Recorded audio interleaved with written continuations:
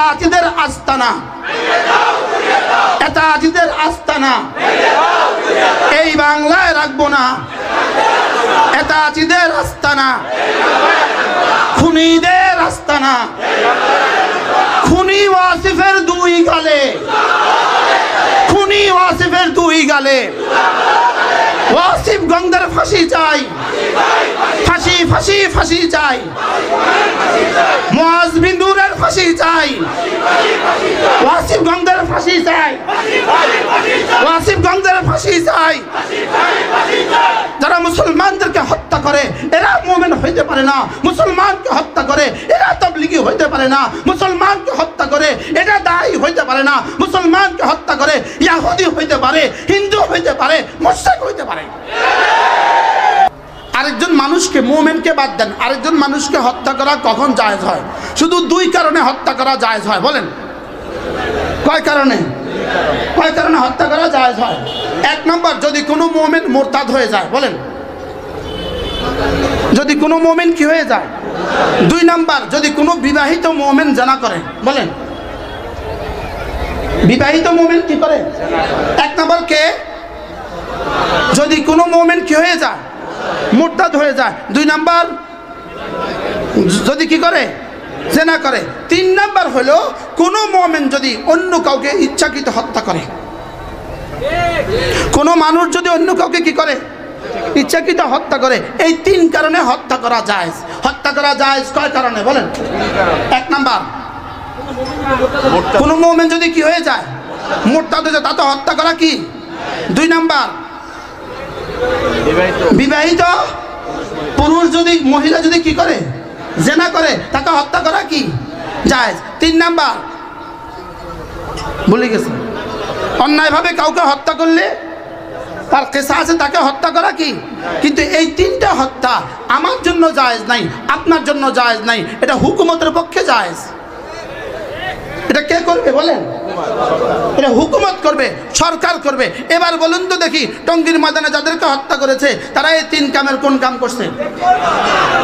আবার বলেন, জোর সবাই বলে না, বলেন একটাও না। বলেন, হাত তোলেন, দুনিয়াকে দেখান, একটাও না। এরা মুরতাদ, এরা মুরতাদ, এরা কাউকে হত্যা করছে। কি বলছি ভুলে গেছে। হত্যা করা কখন জায়েজ? মুরতাদ হয়ে গেলে। তাইলে যারা টঙ্গীতে গেছে এরা সব মুরতাদ, শুধু আসিফ ইমানদার, শুধু মুআজ বিন নূর ইমানদার, শুধু সাদ সাহেব ইমানদার, পৃথিবীতে আর কোনো ইমানদার নাই। ওই মাঠে যারা ঘুমন্ত ছিল তারা কেউ ইমান নেওয়া যায় নাই।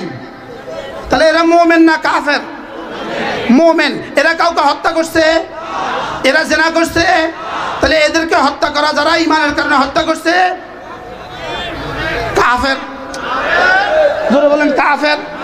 আচ্ছা, হত্যা করে আয়সা আবার নফল পড়তেছে, হত্যা করে আয়সা দোয়া করতেছে। আবার হত্যা করার পরে সবগুলো মানুষ আবার আশেপাশে সব মসজিদে চলে গেছে।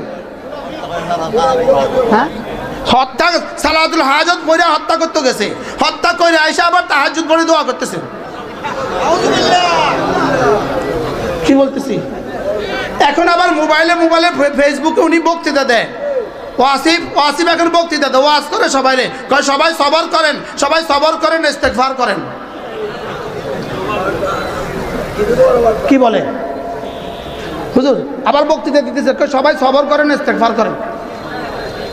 কি ওয়াজ করে, সবাই সবর করেন, ইস্তেগফার করেন। কি ভাই? আচ্ছা, হত্যা করে এসে ইস্তেগফার করতেছে, আল্লাহ মাফ করে দেন। তো যারে হত্যা করছে তার বিবির বিধবার এই বিধবার কান্না কোথায় যাবে? ওই এতিম বাচ্চার কান্না কোথায় যাবে? ওই সন্তান হারা মার কান্না কোথায় যাবে? হত্যার কি? হত্যার শাস্তি হলো ইস্তেগফার। বুঝে না? হত্যার কাফারা ইস্তেগফার। আচ্ছা, ক বছর ইস্তেগফার করলে হত্যার কাফারা হবে? হ্যাঁ বলেন, হত্যার পরিবর্তে শুধুই হত্যা, এটাই হলো হত্যার ইস্তেগফার। বলেন হত্যার ইস্তেগফার কি? বলেন হত্যার কিসাস, হত্যার কাফারা। হত্যার কি হয় কিসাস না হয় দিয়ত, হুকুমত যেটা ঠিক করবো সেটা হয় কিসাস না হয় কি। এবার কয় লাখবার আস্তাগফিরুল্লাহ পড়লে মাফ করবে? জোরে বলেন, কতবার ইস্তেগফার করলে মাফ করবে? দুনিয়াতেও মাফ নাই, আখিরাতেও মাফ নাই। যারা মোসাদের সাথে সম্পর্ক কায়েম করেছে, সাধারণ মানুষ তো আর বুঝে নাই, যারা মোসাদের সাথে সম্পর্ক কায়েম করেছে, যারা হত্যার পরিকল্পনা করেছে, যারা হত্যা করেছে, যারা হত্যার জন্য অর্থায়ন করেছে, যারা হত্যার জন্য বিবৃতি দিয়েছে, যারা হত্যার জন্য বক্তৃতা দিয়েছে, যারা হত্যার জন্য যার কাছে যা আছে সব নিয়ে যেতে বলেছে। তবলিগি জামাত, তুমি ইস্তেমার মাঠে যেতে রাকশা নিয়ে যেতে হবে কেন? ইস্তেমার মাঠে যেতে তুমি টাটা নিয়ে যেতে হবে কেন? ইস্তেমার মাঠে যেতে ছুরি নিয়ে যেতে হবে কেন? ইস্তেমার মাঠে যেতে চাপাতি নিয়ে যেতে হবে কেন? অতএব বোঝা গেছে গুন্ডাগিরি করার জন্যই গিয়েছ তোমরা, মোসাদের পয়সা খেয়ে গিয়েছ, রাল পয়সা খেয়ে গিয়েছ। একটা মাসালা শুনেন, আল আশবা ওয়ান নাজায়ের নামক কিতাবের মধ্যে এক আজগবি মাসালা আছে। এই মাসালাটা হলো, কোনো মানুষ যদি বিসমিল্লাহির রহমানির রহিম বলে যদি মদ খায়, সাথে সাথে কাফের হয়ে যাবে। মদ খাইলে কাফের হয় না, বিসমিল্লাহ বলে মদ খাইলে কাফের হয়। জেনা করলে কাফের হয় না, বিসমিল্লাহ করে জেনা করলে কাফের হয়। হত্যা করলে, শুধু হত্যা করলে কাফের হয় না, লেকিন মুমিনকে নারায়ে তাকবীর আল্লাহু আকবার বলে হত্যা করলে কাফের হয়।